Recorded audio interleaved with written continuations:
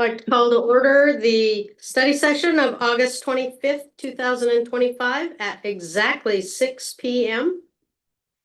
Council members Cole and Ranky are both absent and proper notifications were made. Do I have a motion to excuse them? Like to call to order the study session of August 25th, 2025 at exactly 6 p.m. Exactly. Just in case. You got the baby squad here today, so you're good now. I'm gonna hear you twice. Oh, yay. Do I have a motion to excuse council members Cole and Ranky? I'll make a motion to excuse council members Cole and Ranky, please. Motion by council member Bowman, second. Seconded by council member Botetto, all in favor? Aye. Any opposed? Passes unanimous. All right, study session business.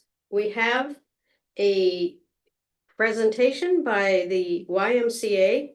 I call on City Administrator Jason Wilson and Executive Director Jenna Lehman, and will be called up when Jason's done. Well, that was good. Thank you, Mayor. Just playing some double duty today. Yep. Every year we ask the YMCA to come and provide us an update on everything going on at the Y, including how they met their 2013 and 2019 services agreement. Before I turn over them, I will let you know that they did satisfy the 2019 services agreement at the end of last year. So you'll see some references to that, and we'll discuss those more as we get going. So turn over to Jen and Charlie. Thank you. So just give you a little status update about where the Y is at currently, and then we'll dig into the two services agreements and where we're at on year to date. So up on your screen, you'll see just our progress of our membership. Our membership has grown substantially over the last couple of years, every year, in fact. It's summertime, so we're taking a little bit of a dip, which is not unusual. Folks put their memberships on hold, go enjoy the summer sun, but they'll be back next week when we go back to school. We'll start to see them come all back in. But our usage is up. The Y is busy all the time. I hear that from a lot of people. No matter what time you stop by, we always got stuff going on. You'll also see our members on scholarship. So scholarship or financial assistance continues to grow. It always fluctuates with where our membership is at, but our commitment to make sure we're serving those who need us and meeting them where they can has been important to us. Yes, ma'am. What is the value of the scholarships that you give out? Do you know? We give out, well, this past month we gave out $39,000, but we've been averaging closer to $45,000 a month up until the summertime hit. So we go anywhere from 10% off up to 50% off on a regular basis, and then more if we need to in a special circumstance. Okay. I will jump in on this. So we are part of a national cohort to look at pricing, and scholarships are down across the country. And so we're reviewing our how we market it and also the processes so we can make sure we're reaching all people. So it's just interesting, since COVID, it's gone down. So we are recognizing that and really taking a look to promote it and market it, because it is a foundational piece of the Y. All right. The Y, we're more than a gym. We like to do lots of other community events. Some that you maybe have seen in the past. We, of course, have our Sumner Resident Quarterly Guest Pass, where our Sumner residents can come in once a quarter at no cost, or bring a friend. We have our community shower program, which we'll dive into here in just a little bit. We, believe it or not, have a lot of lost and found, like too much. So Lions House for Kids is great because they come pick it up and get it redistributed to folks who need it. Work closely with East Pierce Fire and Rescue, so their new recruits can come in and get some training. And this last summer, and then again this summer, we've supported a program called RISE, which is Refugees in Swim Education. So taking The last family to come through was a Muslim family who had had some traumatic experiences around water and just taking a slower approach to swim lessons and getting them safe around water again. And then the two that we're most excited about is hosting Camp Possible with Deputy Chief McCurdy and kids who are vision impaired, getting to host them for the week. And then working on the Sumner Bonnie Lake Toy Box. So we'll third year of hosting that coming up soon. And then of course, social groups. So pretty much anytime you stop by the Y, you can see a group hanging out. Maybe the knitters that are up there knitting the project of the week, or coffee chat that hangs out after their group class or the book club. This spring, we had a group do spring cleaning and decluttering, teaching you how to do those things. And then the group went house to house with their volunteers. They forgot to come to my house, but I'm sure they're gonna come back around at some point. Darn it. And then we've had a group come together to just provide social support. So most of these folks are in their later years and are starting to experience loss of a spouse or changes in their living dynamics. And so a group that kind of wraps around those folks and takes care of them, because a lot of our seniors are living on their own and don't have that other person to support. So pretty proud of those two new groups that have kind of formed in the last year. All right, lots happens at the Y. I am a very big believer that if we can get folks connected to a program, whether it's swim lessons or a group exercise class or homeschool PE, that they'll stay longer and they'll form friendships that will take them a lifetime. And so I push our staff a lot to grow these programs. So you can kind of just see over the last year some growth and some waves that have happened.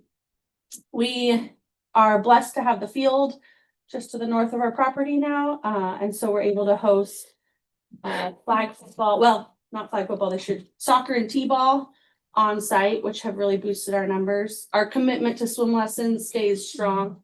Kids got to learn to swim. That's all there is to it. We have too much water, and so really pushing those numbers. But pretty proud of our numbers where we've been. We continue to push them, but want to get kids connected to their classes. And then most excitingly this year, we had our dance recital. Lots of tutus, lots of glitter, some tears, but overall a lot of success. We had 463 dancers, so we split up into 3 different shows. We were hosted at Bonnie Lake High School Performing Arts Center.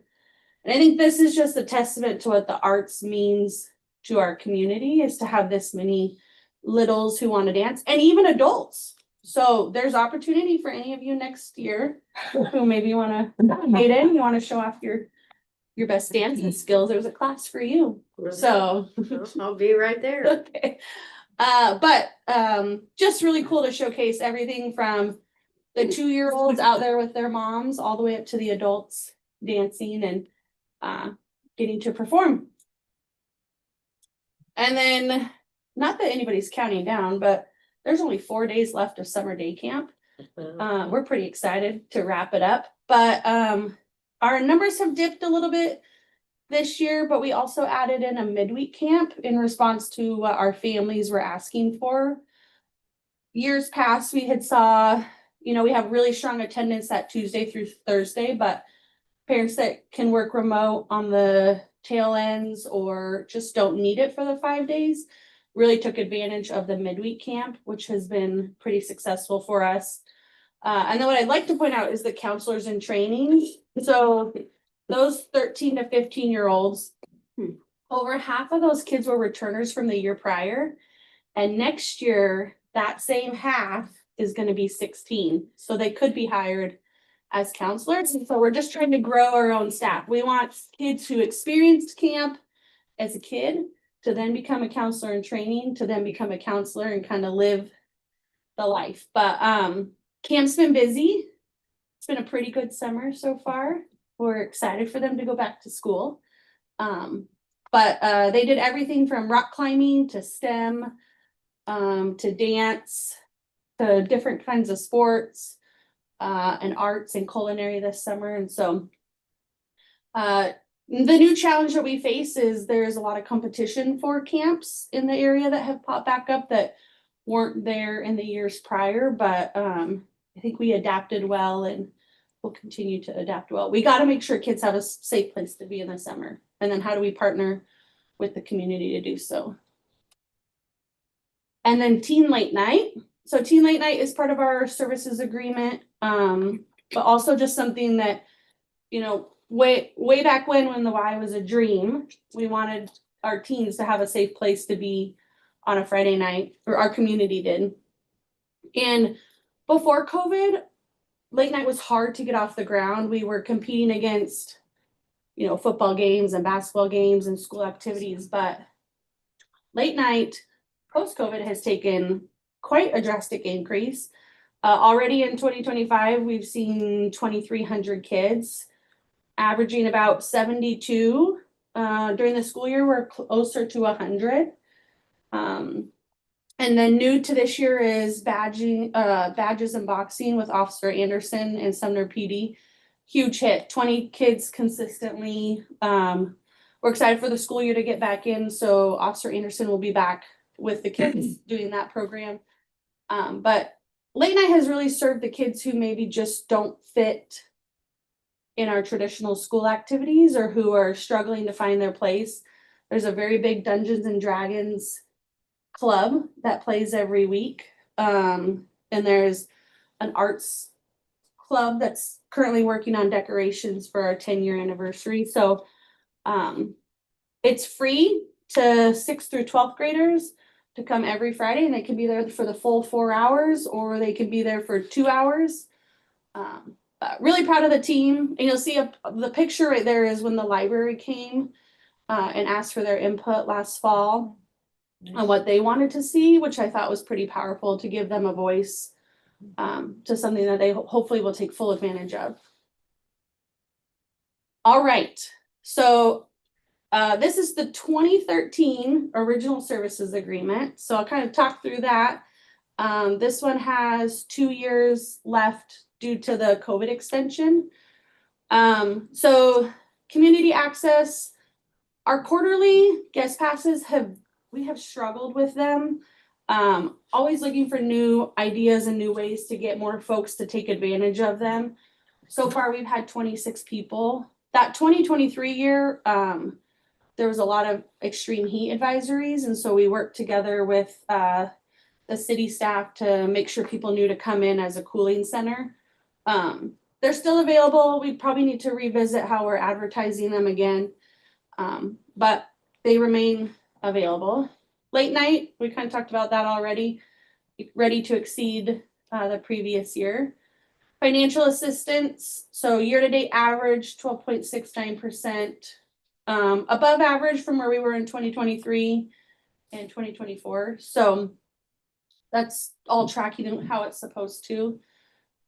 We do offer financial assistance on programs. So if somebody comes in and wants to take an art class but isn't able to afford the supply fee for art, we can provide financial assistance. Same with soccer or t-ball, anything that has an additional cost to it.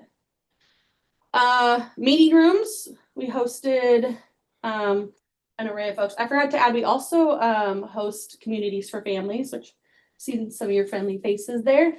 We host them monthly through the school year, but always have a space available. If you ever need a meeting room, let me know. We'd be happy to host you. Our annual swim lessons. This is a tricky one for us to track. The original agreement wanted every 3rd grader to participate in swim lessons, and that has not been able to happen with the way schools and schedules work, and busing kids during the school day is a little bit of a trickier thing. So we now track how many Sumner residents are participating in swim lessons. So I would imagine we will exceed last year's numbers because we still have 3 full sessions to go in this fiscal year. But good numbers still.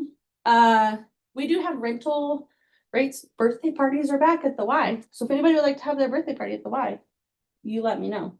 Barb's gonna have her next one there, I do believe. We also offer guest fees, so for Dawn members who live outside of city limits, we offer guest fees for folks to come in and try the Y. Continue to work side by side with Parks and Rec.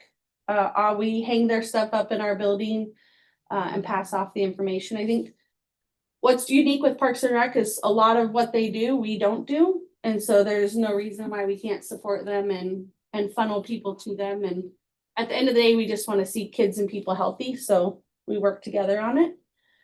And then we do for our art space, we in years past had displayed student art back in our arts room. We haven't done that from the school recently, but Kelly, our arts lead, serves on the Arts Commission and is also heavily involved in the school district art show. And then displaying art and staying committed that our art space is for arts and we don't transform it into another used room, but there's no time for that because it's so heavily used. Any questions on this original agreement? Any questions down there? Any questions down here? No? Okay, this was pre-Jenna and Jason time, Thank you for saying. so we're doing the best we can with what we know. All right, so now this is the 2019 services agreement. This is Jenna and Jason time, so we know a little bit of what's happening here. So as you can see, so this is the agreement that we completed at the end of 2024. We did choose to continue to offer some of the services that we were offering, and I'll touch on that here in just a second. So we had a $700,000 total that we were working towards. We did 3-month membership vouchers for low-income families, mostly identified through the family center at the school district. We do keep some on hand if a family comes to us first, but we really try to move them through the family center so that we ensure that we're serving kids in our district, and that also the district is aware of the needs. So we ended 2024 with 243 vouchers. The vouchers, just in talks with Marilee and Ida at the school district, these vouchers are pretty important to the families who come through there. They're folks who are down on their luck. We just gave a voucher to a family who needs a place to shower, and they're not able to come in the mornings to the shower program. And I just said, we got to make it happen. These kids need to be able to shower, need to be able to go to school looking like their peers, and be like their peers. And so let's get them in here. We know physical activity is very important for mental health. So we're supporting some families who have some teens who are struggling with that, and we're getting them in to play some basketball. And I just saw them, they're actually playing volleyball right before I left. So we're going to continue the vouchers just because of the importance it is to our kids in our community. Our shower program, so that is available to anybody in our community who can provide valid photo ID. They get to come in between the hours of 6 a.m. and 8 a.m. for a free shower. We provide towels, toiletries, and a personal shower space. And for so many, I mean, they look like you and I when they're coming in and they're just down on their luck at home right now and maybe don't have running water or living out of their cars, and they're working hard to get back on their feet. And so if we can provide them a shower that gives them a chance at rebuilding, then that's important for us to do. So 223, 108 this year. We're seeing more consistent folks coming in rather than the random ones. So that's been good. We were offering Buena Vida program. So that was to our Spanish speaking families where they're in like a, excuse me, like a cohort that kind of traveled together through programs and learned about the why. And then scheduling out the Bill Heath Sports Complex. We are estimated to bring in about $10,000 of revenue this year from the rentals.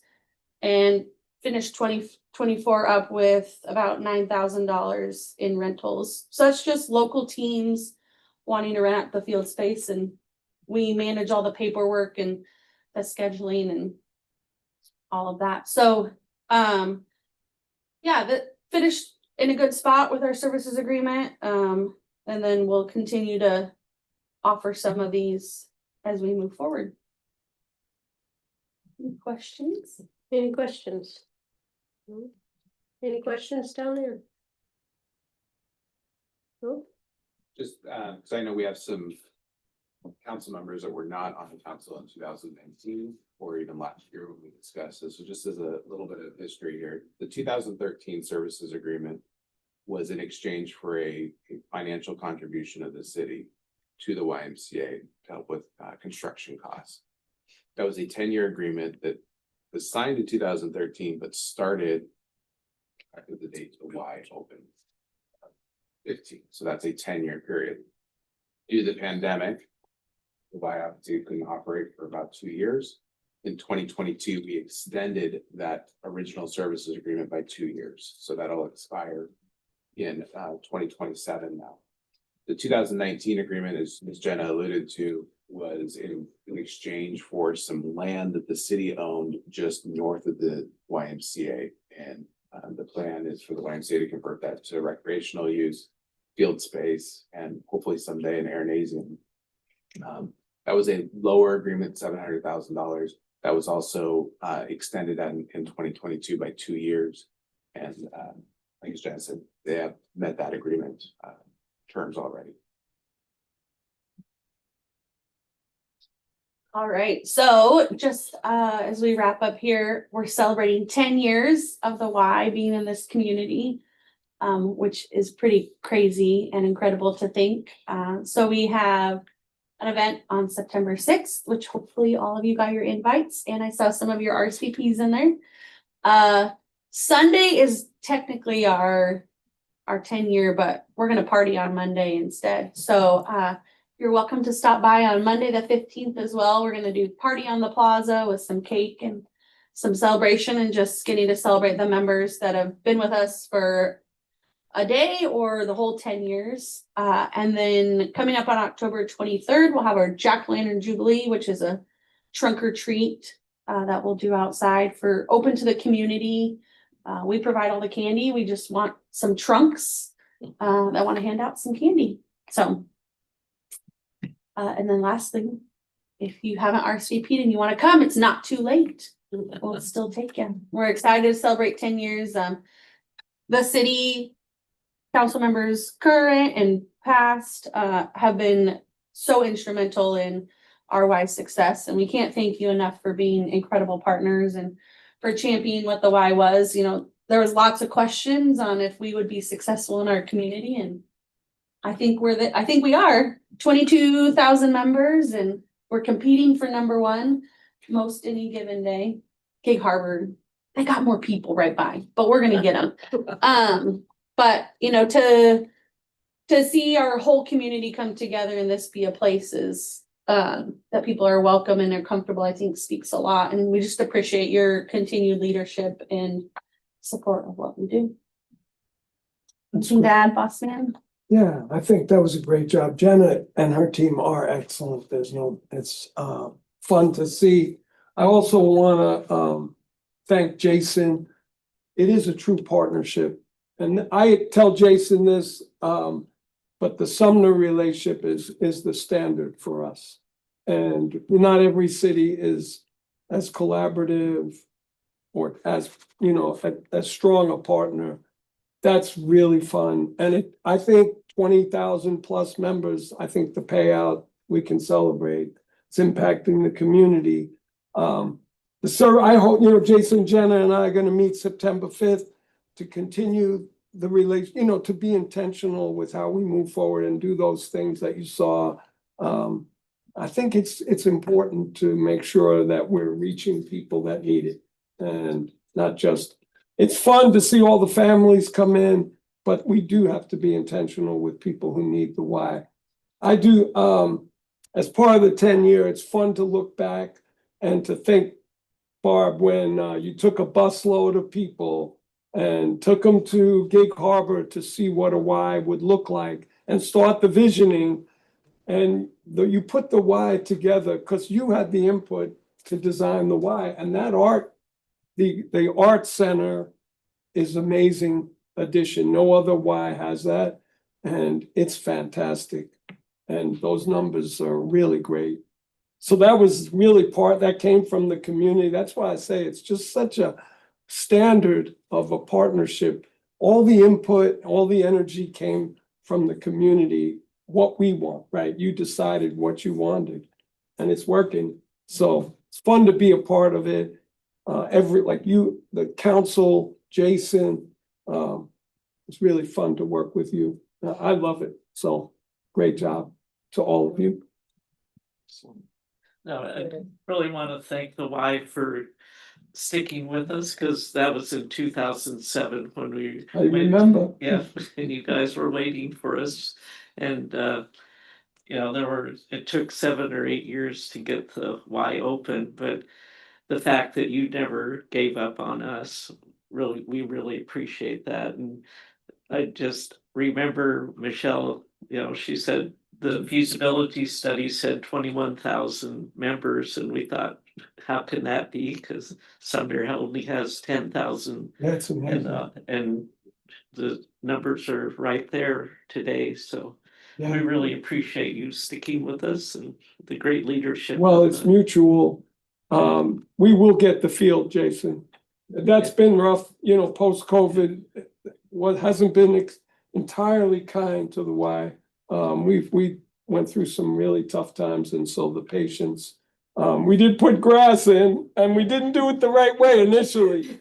Jason picked up the phone. I got a phone call from Jason. We need to talk. So, but that was a benefit, and I think part of the reason the numbers were dipped. What we learn is, like the negative impact of 1 year can carry over, and having day camp on the parking lot asphalt is not the best. So now we have grass, and ultimately when we have a field, and it'll just make it that much better. So we appreciate that. That project's going to be great, and I'm hoping next year, Jason, we can start that. All right, anybody else? Andy, go ahead. Guys, thank you, Jenna and Charlie, for giving us an update, kind of how things are going. It's pretty encouraging to see the membership being up. And I appreciate even the feedback. I had a couple of questions that you answered as your presentation went on, the day camp and things like that. I think one thing that I really appreciate is that you guys have a little bit of an ear on the community. You see people coming and going, and I think one thing I would love to hear is, looking ahead, are there any gaps in services that you guys are trying to fill? I think you mentioned day camp was down a little bit. You're maybe trying to figure out how to get the community, and the quarterly vouchers are tricky to communicate. Are there any things like that you're looking at and hearing that you think would be, I'd love the city would love to continue to make it relevant and continue to grow it? Is there something you see going forward that hasn't been talked about in the look back?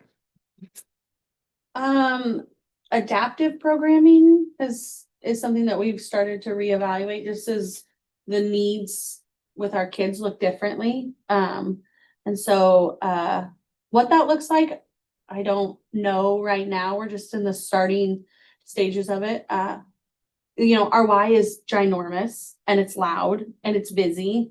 So if you have any kind of sensory overload, it's happening to you at our Y.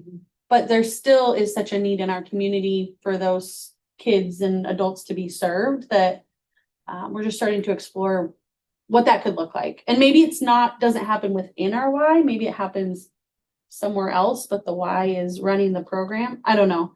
I just think in our day and age where we have a lot more kids experiencing that, I think that's an opportunity for us. That's great. And in my mind, we'll never serve enough kids learning how to swim. I think we need to look at how we continue to grow swim lessons. We just have too much water around us, and I don't want to be in a spot where our community loses a kid or an adult because we didn't provide them access to swim lessons. So those would probably be my biggest two right now, but I would add one thing. I remember when we were doing the groundbreaking, and Bob, the CEO. One of the things, the expectations pre-Jason, was number of jobs offered in the Y, and that we are an employer. I don't know if we track the number from our service, where they're coming from. But I know that was because we do hire a lot of people. What is the number total, part-time, full-time? Camp transitioning, we're just over 300. See that, and that was the number, that 300 would be the goal.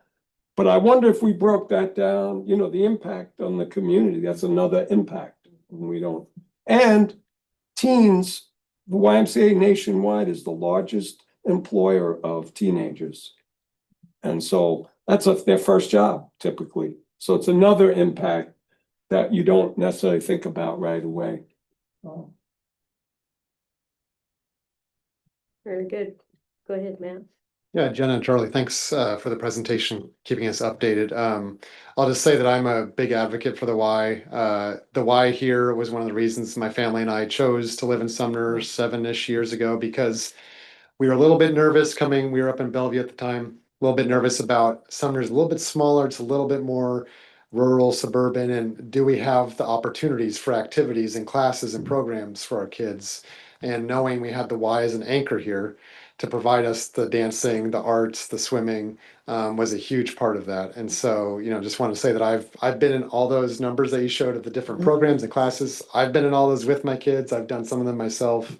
Don't know if I'll take you up on the dancing and the recital. Always available. Unless council wants to get up there with me. But yeah, so in going through all the different services you provide to those in need, the shower program, the Buena Vida program as well and stuff, it's just great to know and kind of peel back the layers of the onion stuff that I'm not aware of. But you are providing those services to people that do really need it. It's a lifeline, and I think that's fantastic. Just curious about the membership rates that you showed earlier, and then all the different programs and camps and things like that. Is there a point at which a threshold which it becomes too much for a Y to handle? Like there's too many members, there's too many people going to all the classes, and that's a good problem to have, of course. But like, how are we with the growth coming to the region and our Y here in town? Yeah, we're actually just talking about this today as they're starting to move all that dirt on is that 160? Yeah, that Paragon's moving all their dirt now. And what does that look like when we've got a whole 208 apartments across? Our building was built for 25,000 with the idea that it could hold that. I think we're in a good spot right now. While we would love all 21,000+ members to visit, they don't all visit. Sometimes they don't visit for a whole year. But we try to keep really good track on where our numbers are at any given time, what classes are looking like. But also with the thought of maybe we have to expand outside of our doors. So maybe we take classes, I'm gonna use Group X for example. Maybe we got to move some of those out to the field, or as otherwise have done, partnering with the schools to offer programs at the schools that are hosted by the Y. It's not my first spot to go because I want everyone to be at one spot. And as a parent, I don't need to go to one more place to drop off one more kid, in the circus of your evening. But we're in a good spot. We can definitely grow. We know swim lessons can grow more. We know youth sports can grow. We can get better with our schedules and tighten stuff up when we need to. So we know January's coming. Everyone's got a resolution in January, and we'll see an influx there. So preparing now, hiring now, getting classes ready now. So when January comes, we're ready. But I think we're in a good spot, but it's always something we're looking at, because I'll never say too much is too much. We'll find some space. We're gonna build a 3rd floor. That's That's what Barb and I talk all the time. 3rd floor and then expand out into the parking lot. There you go. I got it figured out. Yeah. We're ready to go. That's great to hear. I do hear people from adjacent communities that they prefer our Y to their Y. So we have people coming in from Puyallup or Auburn or whatever it might be. So that shows we're doing a great job here. We have great facilities, but I just think, 5 or 10 years, are we going to be busting at the seams, or are we good? So it sounds like for now, it looks like we're doing well. Yeah, what we did learn this summer is with the busyness of summer, with day camp taking up a section of the parking lot and then youth sports being on the field, there wasn't a lot of parking to be found. So that does provide a new challenge of we need to schedule better so that our turnover happens better. But some families come to stay, they're there. My kids, when I bring them, we're coming for 2 hours and we're gonna get it all done in one night. But that is hard on your turnover. So, yeah, we gotta pay attention to it for sure. So Thank you. a situation like that, I was working at Quorum, we had 25,000 members. And then when the Gordon Y opened, we lost 4,000 that went to Gordon. So when you think about situations that you're raising where the population dictates, we were in conversation with at one point, but haven't revived them with Bonnie Lake as a community, and maybe even we went out even further where Buckley. So I don't know if it could sustain a while, but as the population grows, you do have to look at that. So it's nice to think about having 25,000. I know you want that. 25, if you come at 5:30 at night, they'll have her head on a spear. So, like it gets difficult because people circle the parking lot and they get frustrated. So we do have to pay attention to that. Yeah, thank you both. Thank you very much. Thank you. It's fun to be here. Thank you. Hope to see you at the 10-year. Thank you very much. Jason. Thank you. Thanks.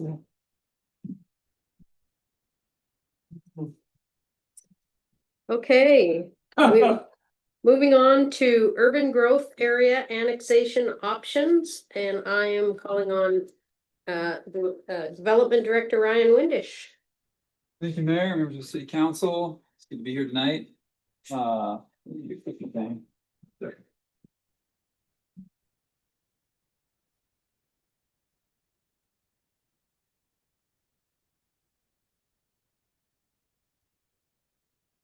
Jason's working the tech back there. Yep.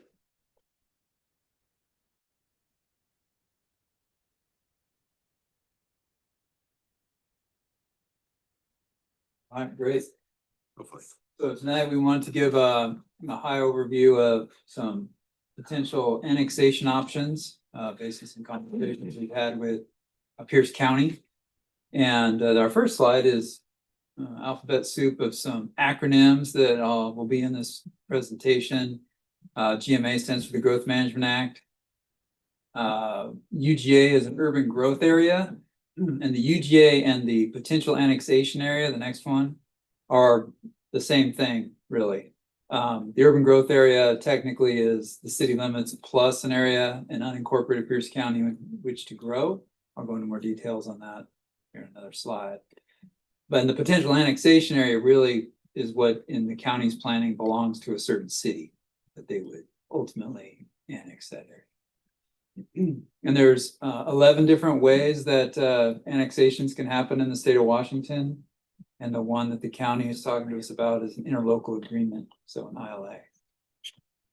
Real quick, before we move on, I just want to reframe one thing. The only reason why we are here tonight is because the county has asked us to consider annexing our UGA to the city, either in full or in part. So that is a policy level decision. So we wanted to come here and ask you tonight. We're going to start with just some primer information on the history of Growth Management Act, and Ryan will get into that in just a minute. But as we go through this, keep in mind that's the ultimate question before you tonight. I do ask, we're going to have a lot of information in here. If you wouldn't mind letting us get through our presentation and hold your questions to the end, we'll probably answer them for you as we get through here. Yeah, and we have some other staff in the room and virtually to respond to some questions too around, kind of costs and benefits as we get into that. So some things we'll cover, the brief background on the Growth Management Act and urban growth areas. We'll have some slides on general annexation costs and benefits, then annexation options and process, and then a discussion. Hopefully we're looking for council direction, whether we want to dive into this in more detail, there's a desire to study it and make some more decisions, or not annex anything at all, so. Growth Management Act and urban growth areas. So the Growth Management Act, originally approved in 1990 or so, set out to designate areas that were designated for urban growth and areas that were to be designated for rural, left rural in nature. And so all cities are considered in that urban growth area technically. Usually when we're talking about the urban growth area though, we're usually talking about areas outside the city limits. And it's intended to accommodate 20 years of future growth. And as I mentioned earlier, Pierce County and the Growth Management Act anticipate that cities would annex their UGAs over time. And UGAs, as they were designated, they were intended to be areas that were served by an urban level of services. So, you know, sewer, water, stormwater, service as far as kind of infrastructure, police services. So urban levels of density for growth, which is at least 4 dwelling units to the acre, and at that time, and then areas that are rural in nature, forestry lands, agricultural land, large lots that are difficult to serve at an urban level would remain rural, and they're rural in character. And so areas south of Sumner that are in agriculture, long-term significant agriculture are probably going to remain in rural areas. Forestry lands remain in rural areas as well. So as Jason mentioned, and so the urban growth area is planned for in our comprehensive plan. So we have our growth projections include the urban growth area. And as we mentioned earlier, Pierce County has approached the city. They've been kind of ramping up pressure for cities to annex their urban growth areas over the last 10 years or so. And the reason for that is in the next slide. One, it's consistent with county comprehensive planning. It's consistent with the regional planning, the Puget Sound Regional Council's Vision 2050 and GMA, as I was talking about. And really, they want to see urban neighborhoods and urban areas within the county, you know, be within a city. We will be able to serve them at an urban level of service with the same standards as other cities and towns. And that could be, you know, a level of service, as I mentioned, for utilities, as well as a level of service, maybe for even police response or emergency response. The county's focus, according to them, should be preserving rural and resource lands, while cities are better equipped to address urban issues. So they really would like to some degree, get out of the business of managing urban levels of service and have the cities taking part of that. I should also mention that the Pierce County urban growth area for the last, ever since it was first designated, has been quite oversized. And so they went through an effort during the 2024 comp plan amendment cycle to actually retract some of the urban growth area. They had come to us, and I think some of the council members who were heard some of those discussions, they came to us interested in reducing our urban growth area, the southeast area that we'll talk about a little later. We asked them to not reduce the urban growth area in that location, but they did in some others, trying to really kind of bring that capacity down because it's overcapacity. A lot of places that are difficult to serve in urban levels are in the county, and the county wants to get out of that business to some level. So where are these potential annexation areas? So there's 3 different areas I'm going to talk about. The largest one is up on the East Hill. So if you drive up Forest Canyon, you kind of go right in the middle of it. Pointer. You go right kind of smack in the middle of it. If you go up to Sumner Taps Highway, you kind of start into it as well. It goes all the way up to where if you go up to the top of Forest Canyon and Sumner Taps intersection, there's like a Chevron station there, like boat sales, and Italian restaurant. That's kind of the top end of it. And then there's a fair amount that is in Puget Sound Energy ownership or Cascade Water Alliance. And it borders right up against on the north edge. It's right up against Hagen's Grocery up there on the north edge of that green polygon. Then it comes all the way down south along Sumner Taps Highway and intersects pretty much with Corliss Concrete on the north end. And then the west UGA, it connects out to our cemetery. So if you go up Valley Avenue, past the old cannery and underneath the freeway and drive out that way, it takes urban growth area, goes right to the edge of the cemetery. So that's in that section. And then, as I mentioned earlier, the southeast UGA is down by Winco, south of Sunset Ford, 20 acres down there that's still in the urban growth area. I'll talk about each one of these in more detail.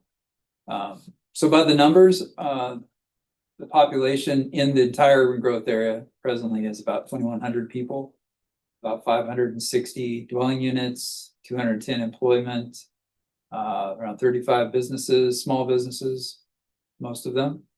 And then the assessed values, 505 million, which gives us a levy, property tax levy of about 454,000.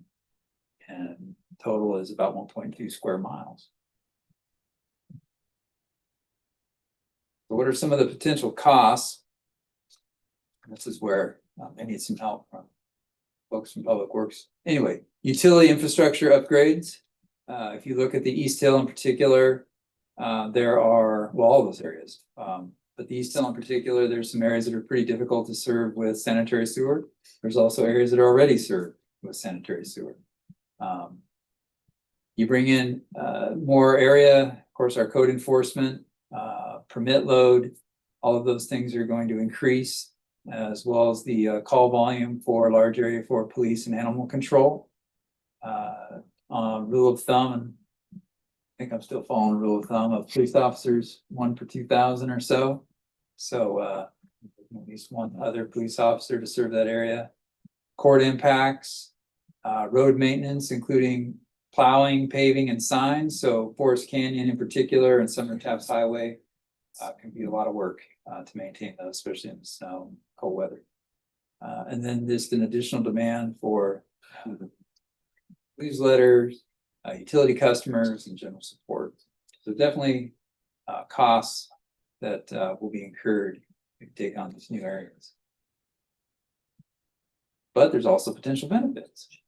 As mentioned earlier, there's it'd be an increase in assessed value for the ad valorem property tax.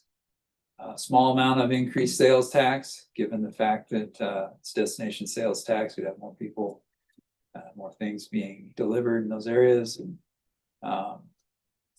permit and impact fees. People would be coming to us for those permits, and they'd be paying impact fees for new development. Another tangible benefit would be that new development would be at city standards.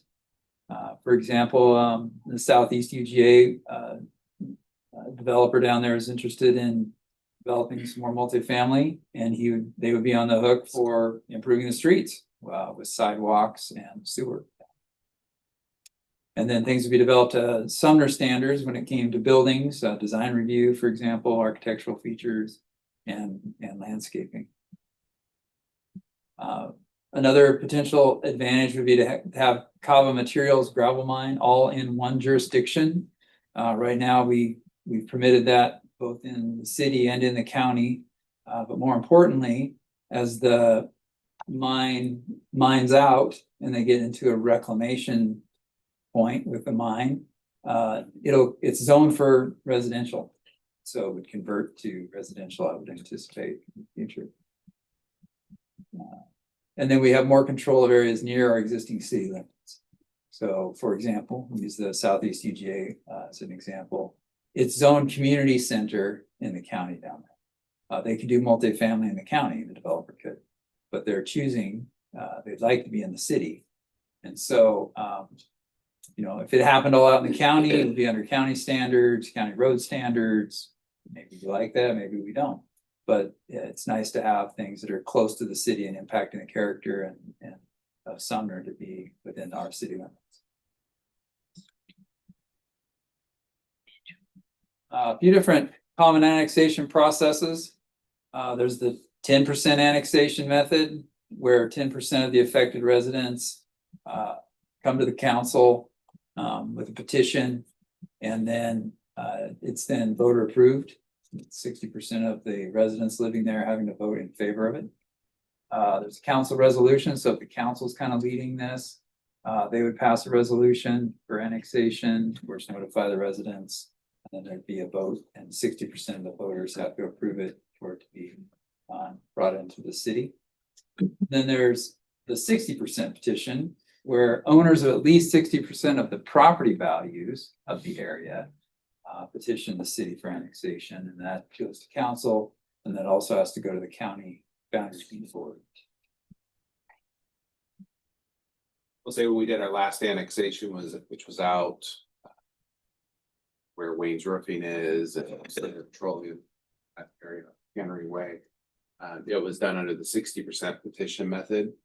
And according to MRSC, 60% petition method is the most common form of annexations currently going on in this.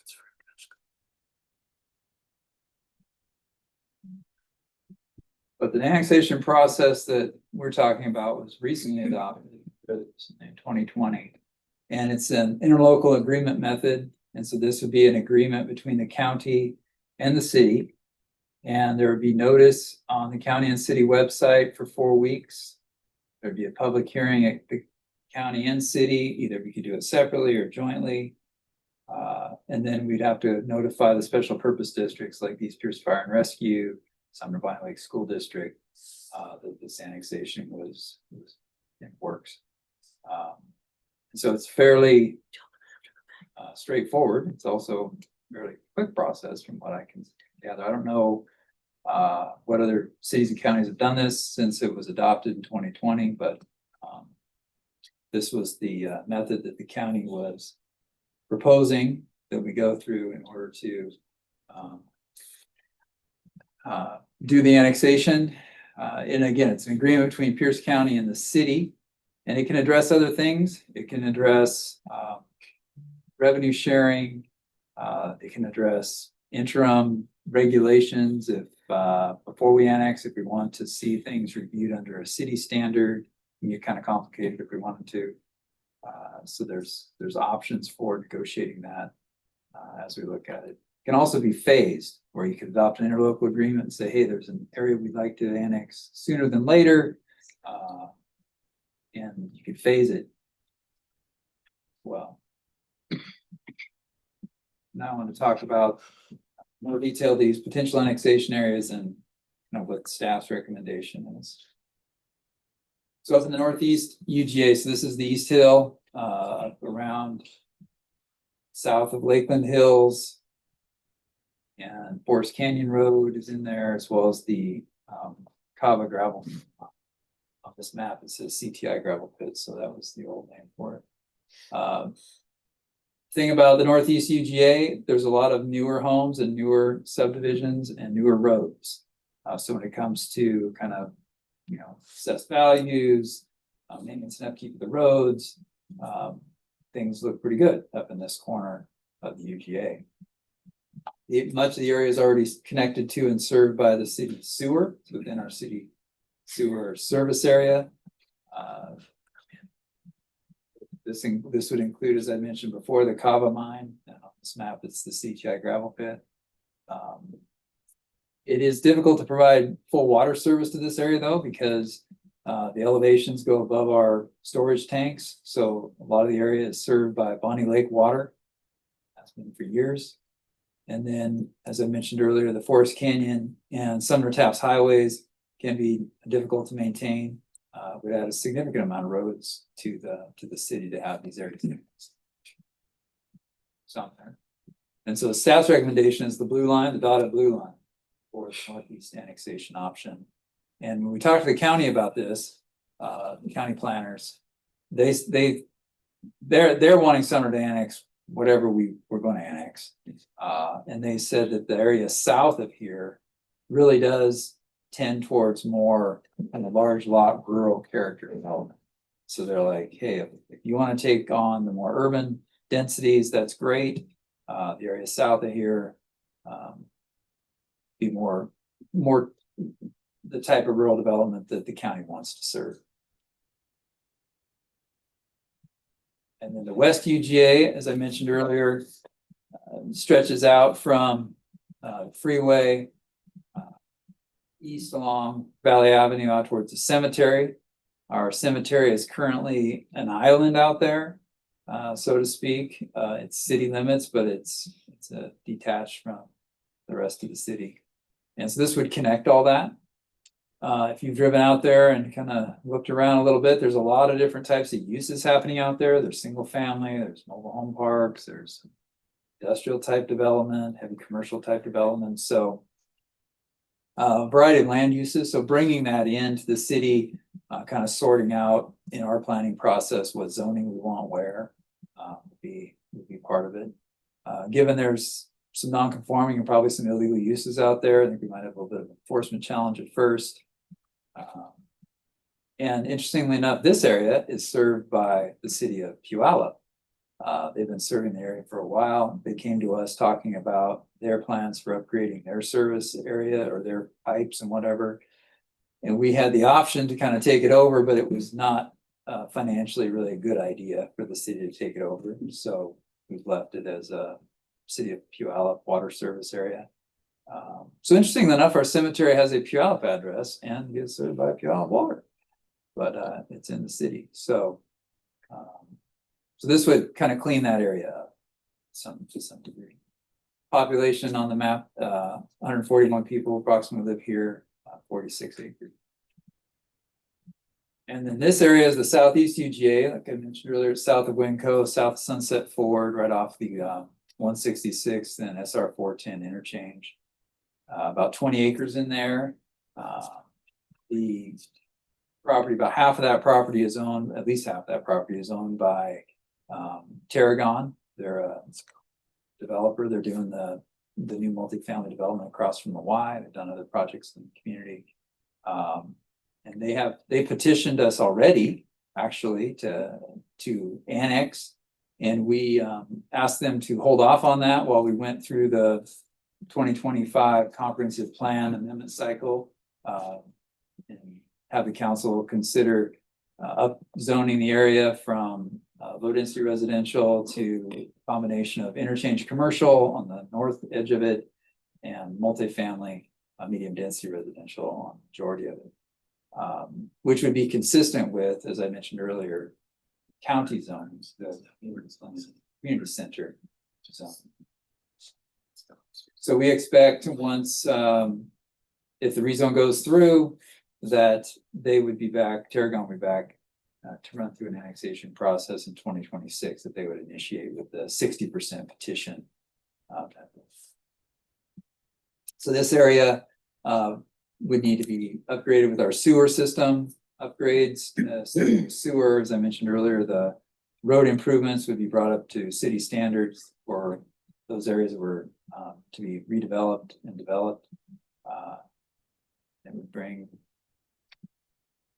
multifamily in that area, close to an interchange, close to Winco, close to some services. So Just to reiterate, if we did nothing, they could already build multifamily there. Just want to make sure that everybody understands that. So we're not, and that's part of the zoning code. Text amendments going through part of the comp plan is to align our zoning with what they're already allowed to do in the county.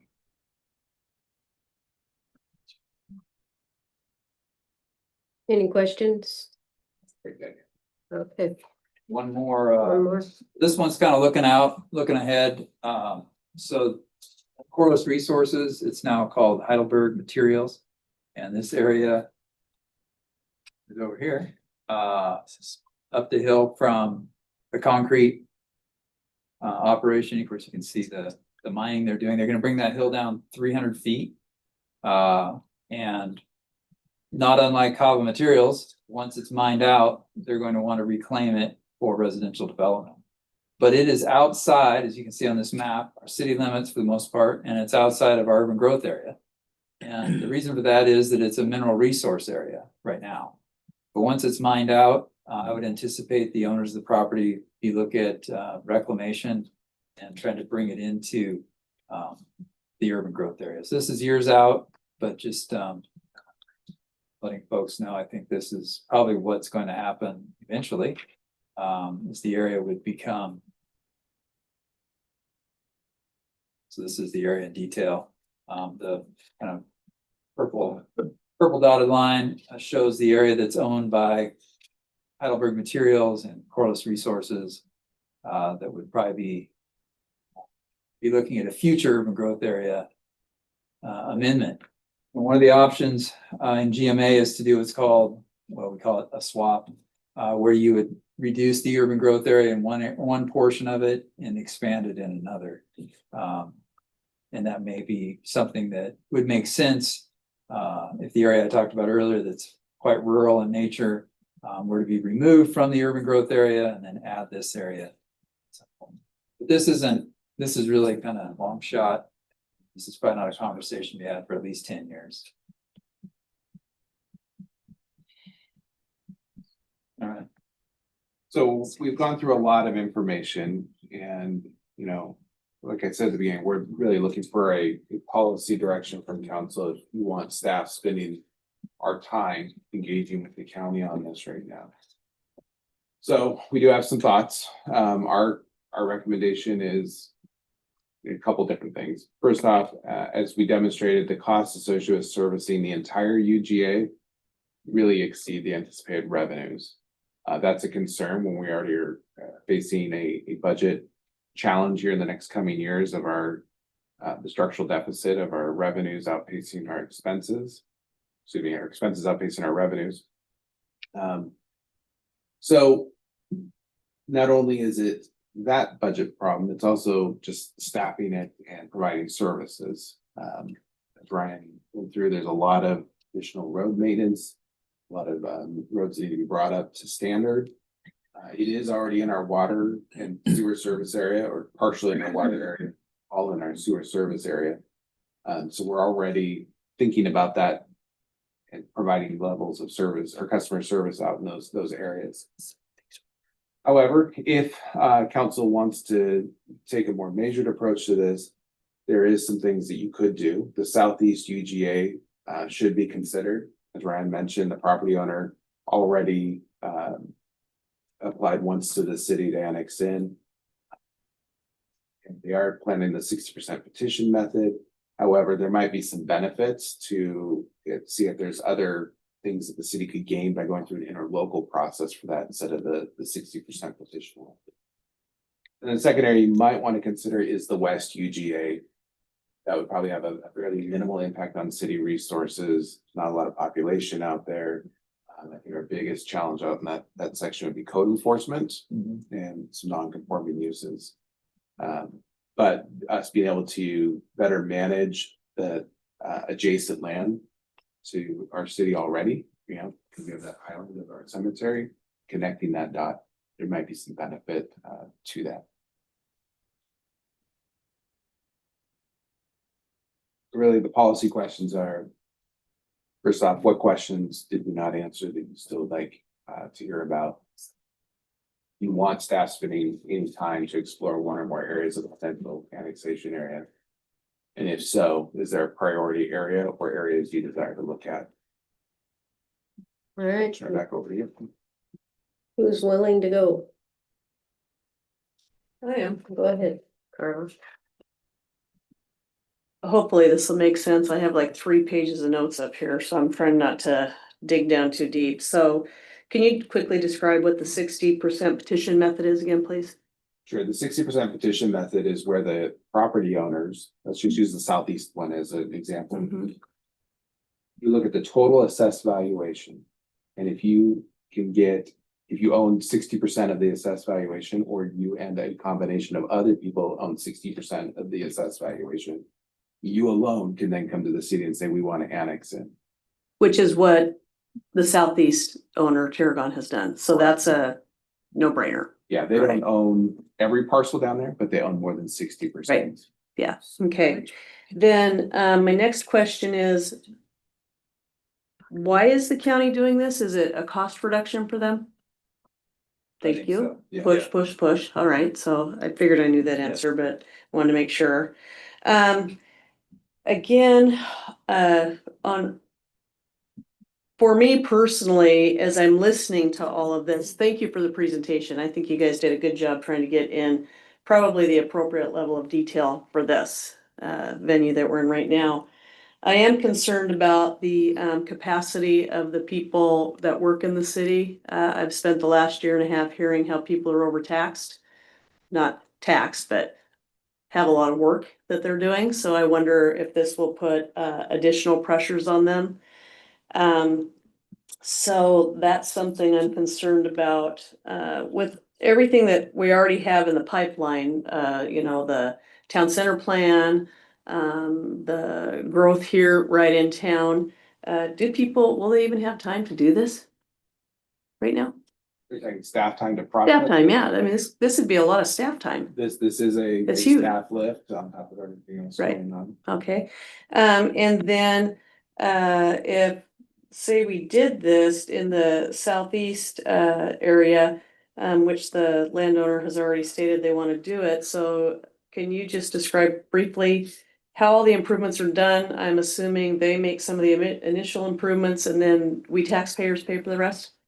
How's that work? No, when a developer like Terragon comes in and they want to build multifamily, let's just assume it's in the city. Right. They are subject to all of our development and permit fees. So Mhm, they pay the building permits, they pay system development charges for water, sewer and storm, park impact fees, school impact fees, traffic impact fees. Mm-hmm, So really, that's the advantage of making sure that that development is in the city when they build. Because if they're out in the county, mm-hmm, we will realize utility impact fees because we're Mhm. providing their utility services. mm-hmm. But we wouldn't get those traffic impact fees, the Mhm. park impact fees, those are general fund type revenue. So that's what I was assuming. So, okay, so just following that thread then, if I keep pulling on that, once it's all set up and then people are living in those, who pays for the maintenance of that? Sales tax? If you're talking about providing the services like police services, it'd be Road sales maintenance. tax, property tax. Mhm. um, Of homeowners, Yeah. Yep, and including those that live there. if they buy something in the city. Yeah, or, you know, if they build it in the city, Terragon then, as a landowner, would still be subject to property taxes that they pay. Obviously, they're passing that on to their tenants, Right, but you know, those fees are right. paid back into the city. Okay, so Yeah, back to the people. they'd also be required in that location, they'd be required to help with upgrading the sewer. Mm-hmm, They probably pay that forward, like Mhm. cameras agreements for people to hook up Mhm. to it.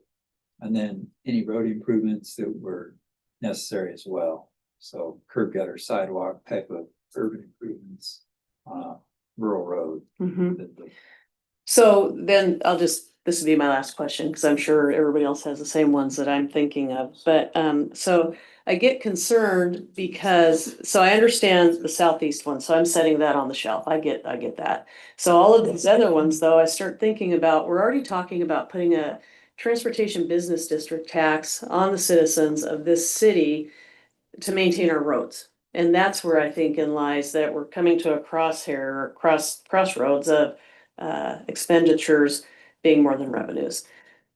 So just keep that in mind when I give my final answer. How's that? Okay? Sure. Okay, thanks. Go ahead, Andy. Okay. We'll come back. Yeah, thank you for the presentation. I think I'll just start out with just my general comment is like, just no, not interested. That's generally my feedback, but I do have some questions because I do think there's some, obviously, eventually there's some things that I think that are valid and Councilmember Bowman mentioned those too, but I think a question would be just off the bat, do these additional housing units, you said all the housing units on the whole thing on one of the sides that it said like 566 new housing units, do those count towards our GMA goal? The growth potential in the urban growth area counts towards our GMA goals. Yeah. Okay, so that could be 25% of it, but yeah. That's towards the potential, so we have to provide 1,985 units. Right. Right? But the 566 don't come off that 1985. Estimated amount of. It's in addition to. There's an additional growth in that area it's captured in that 1985. So we end up having to do more Yes. housing units, so it actually hurts No. no. Still 1985, but you don't, the 566 don't deduct from that 1985. Okay, so it doesn't do anything, or just nothing, no benefit, okay. And then just curious, Chief Moore, okay, what would you say one police officer would cost? You said 2,000 housing units. I'm just assuming that's a couple hundred grand. That mic's not, there's no battery in that. He's gonna have to. Oh, sorry. Keep you. Right. Yeah, the- Sound off, chief. Yeah, we Sound can off. hear you. I'll just ask my question more thoroughly because he said about 2,100 people in that whole UGA. I think he estimated one police officer per 2,000. Is that about right, or is it how does that?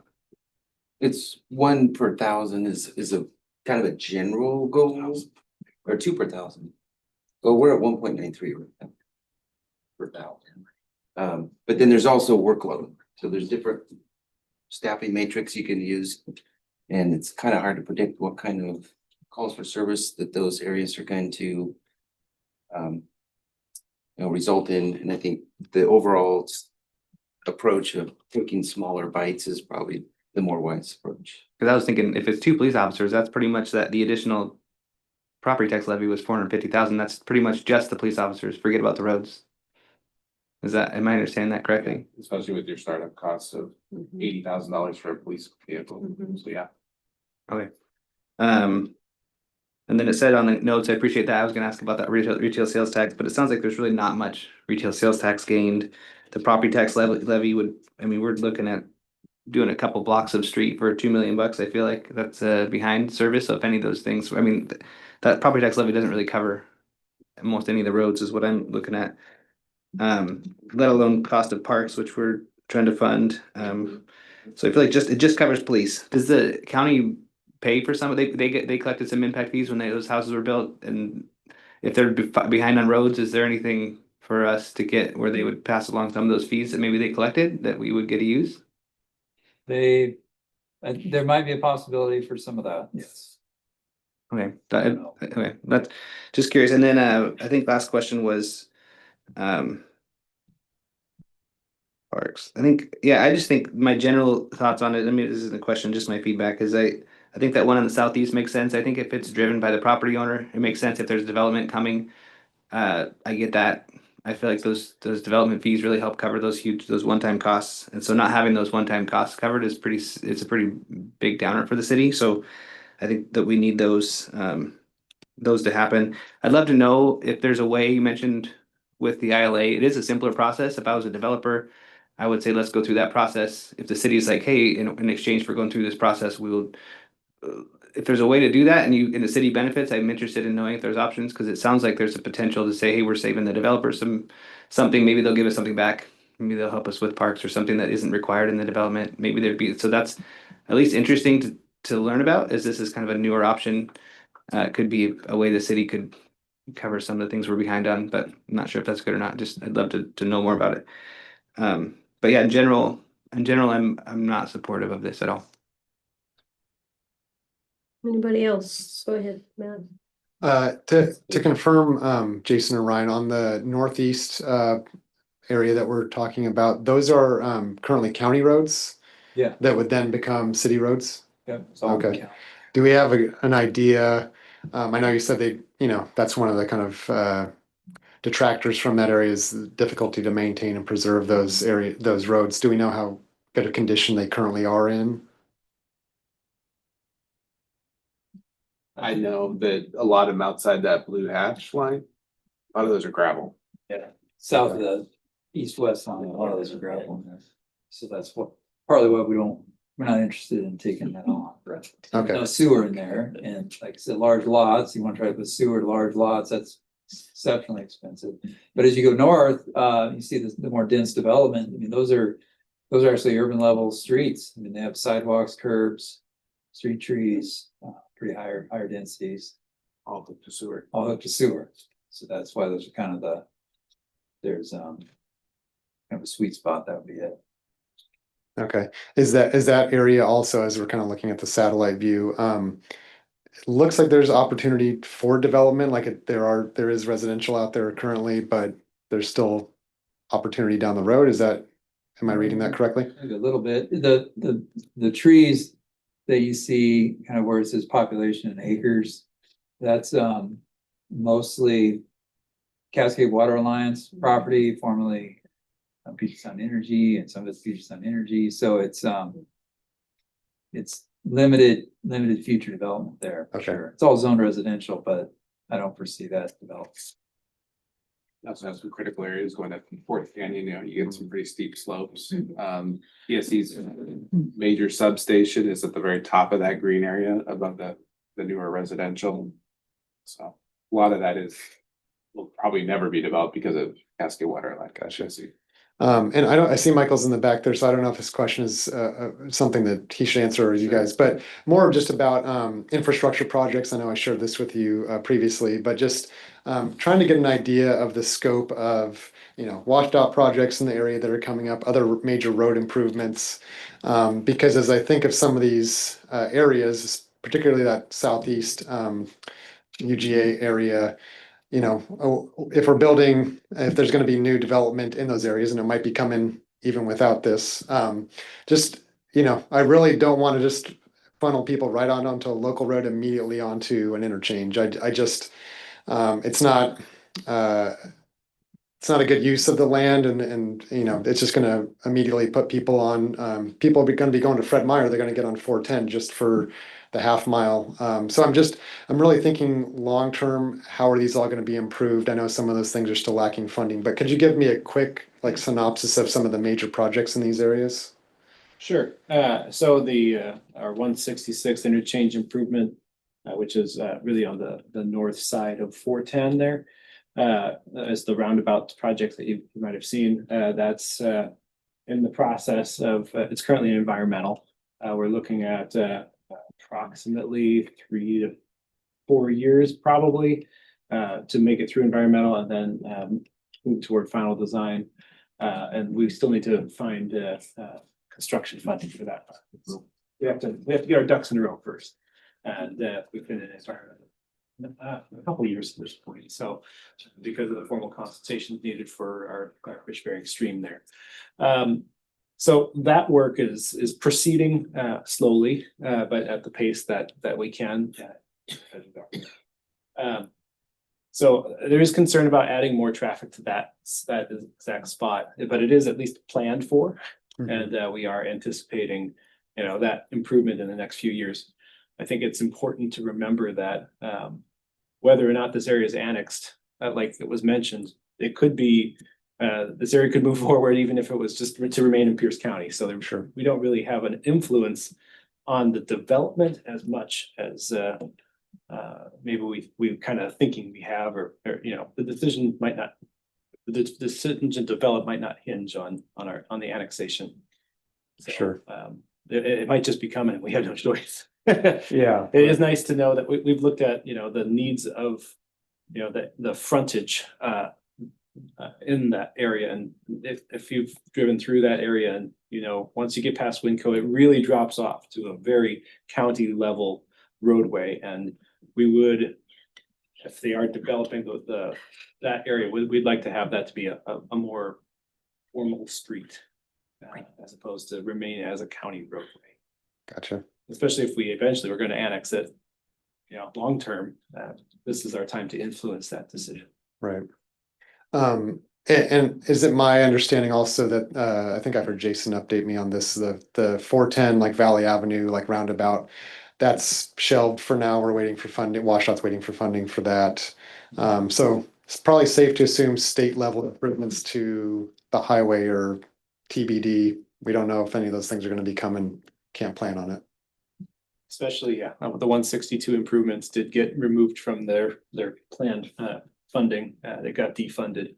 It was originally going to be in this upcoming biennium. So it makes the situation a little bit hazy to determine how we're going to move forward on improvements along the 410 corridor, how WashDOT is.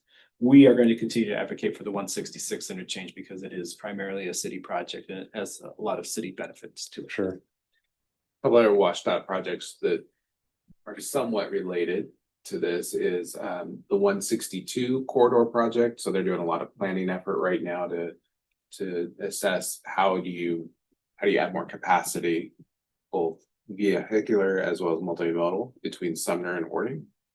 And then the second one that did also get funded was the 167 corridor project. So you might remember there was a study that was released a couple of years ago of how do you improve flow through on 167, and not only does that look at 167 proper, it also looks the East and West Valley highways, so that's should be kicking off sometime soon, because it was just funded as part of this state budget cycle. Well, we are not, running those studies, we are monitoring those studies and being active participants when appropriate.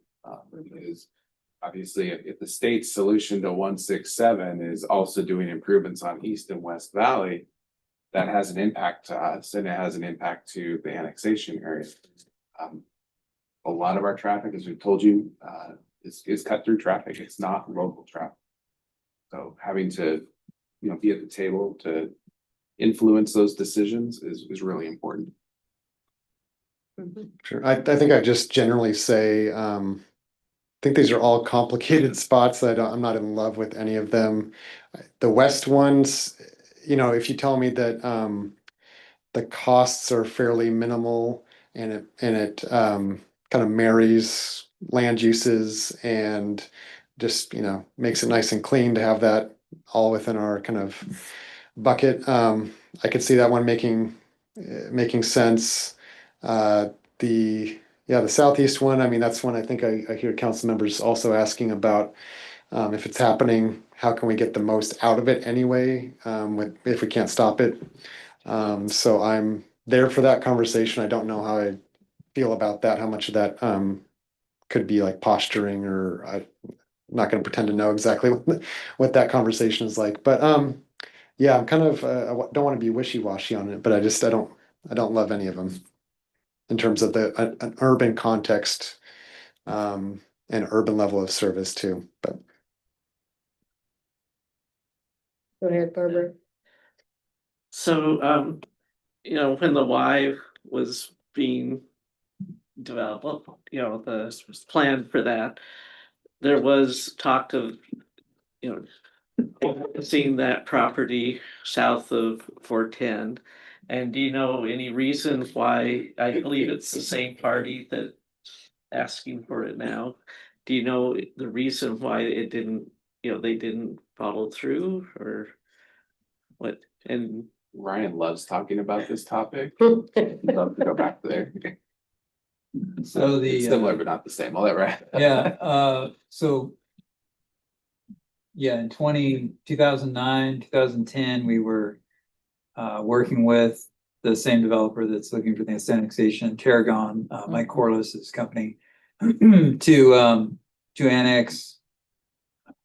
Was now kind of losing track, 100 acres, let's say, south of south of 410. And that petition ultimately failed because the area, there's a lot of long-term commercially significant agriculture south 410. Then there's different things you have to look at in order to determine that it's of long-term commercial significance, but they qualified. So the Gross Management Hearings Board said, no, you can't annex down here. You cannot include this in your urban growth area. You can't annex it ultimately. So all of that effort, 2 years of my life, went away, 2 or 3 years.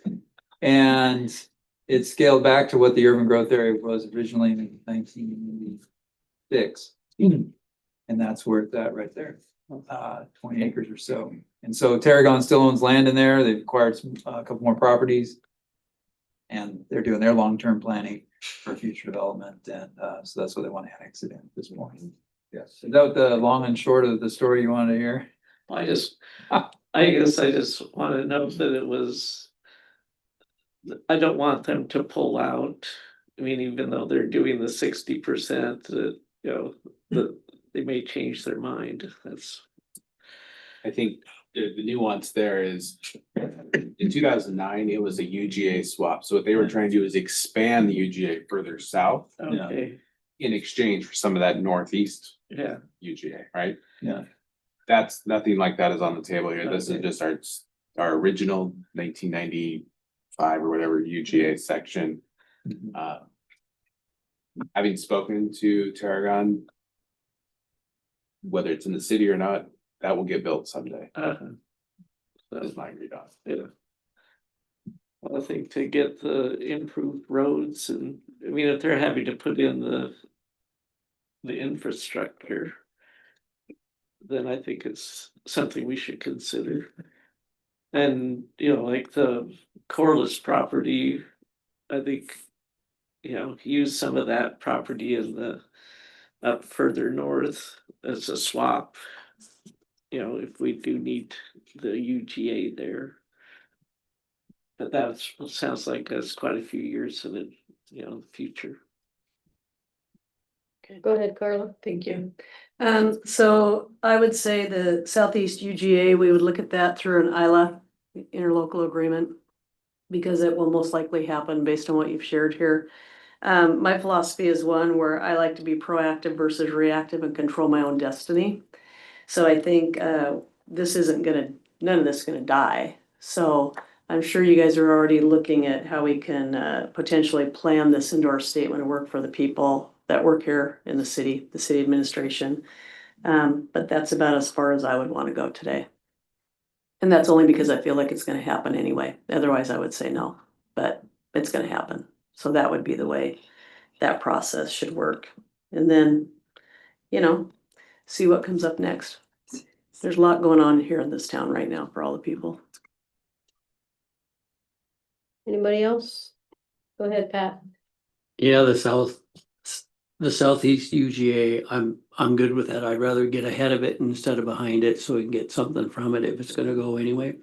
Like we've come across the board. The West, I know being at work for the city, we've kind of looked at that for a long time. So looking into that, I don't have a problem looking into it, see what the costs are, because we've done that for a while. And I think it's gonna stay with Puyallup Water anyway, because they got a new main there. So we're looking at some type of a pump system for the sewer. We just didn't know which way to go with it, so. I'm okay with looking into that. The Northeast, I think, is gonna be a bigger thing, but I definitely like the blue dot line that you guys come up with than the other. Cause there is a lot of brand new sewer, new roads, new stuff there, and we're already set up with the new pump station at the bottom of the hill for that area. So I think in the future, it might be something that's gonna come, but, yeah, okay. Thank you. So that would be the phased approach. So he just described a phased approach. So that's the phased approach you guys talked about, right? Okay. Go ahead, Andy. I just wanted to pitch in real quick on the UGA swap. I think that was a longer term thing, but I was listening to you talk about some of the comments, and I think that PSE Cascade Water Alliance land that's never gonna be developed, it seems to me that's an obvious place where you would do a UGA swap for the Heidelberg or Kava mine, some of the areas that we think are gonna eventually be developed. So I think that would be my first impression, since a lot of that is just gonna be forever forest. You're not gonna have development, you're not gonna have much maintenance, but you're not gonna get much revenue from it either. So it's kind of makes more sense for me to keep that in the county forever. And then the areas that we wanna have control over development, we would swap it for those. So I would move the line and do that for the longer term if I had a choice. Go ahead. Yeah, I was just gonna follow up on that as well, cause I didn't explore the UGA swap piece. Yeah, if there are areas where it's like, we'd actually like to get this out of the UGA and it makes more sense, even though we're not in love with these other areas, I could get on board with some of those. So supportive of that conversation. We're just gonna make sure that knowing council members Cole and Ranky are out as well. I assume there's gonna be like some sort of conversation or briefing with them to just get them up to speed and make sure that they're involved in the conversation. Because 2 out of the 7 folks up here, just want to make sure we're getting in front of them. We'll follow up with that. All right, anybody else? Did you get what you needed? Yeah, so I just wanna summarize kind of the direction I heard here today. First off, I commend you guys for really thinking about this holistically. Our city's growing a lot right now. And I think it's wise to take a very calculated and measured approach to how we move forward with any sort of annexation. So what staff hears is, proceed with the Southeast UGA, get it to 60%. I think it's worth the conversation. I heard this from for a number of you that we should talk to the county of what interlocal approach to that may be. See if there's a benefit to the city to doing it that way. Doing so would also set forth framework for if we wanted to then look at the west GA around the cemetery, and then maybe even in the future, way further off in the future, look at that northeast side. Get through some of our major capital projects we have going on right now. So the other growth that is already in the permit pipeline here in our city. Let's do what we're already doing and take a measured approach. So that's what I heard. Get a lot of head nods. I think we're all on the same page. Yep, I think so too. Yeah, Thank you. very good. Okay, moving on, city administrator report. I have nothing tonight. Nothing tonight. And do we have any agenda issues, anything you need to go to or speak to? Nothing there. Council committee meeting agendas, nothing on the meetings. We're all good with that? All right.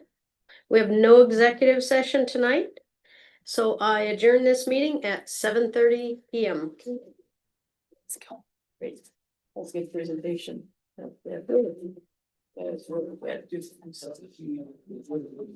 Yeah.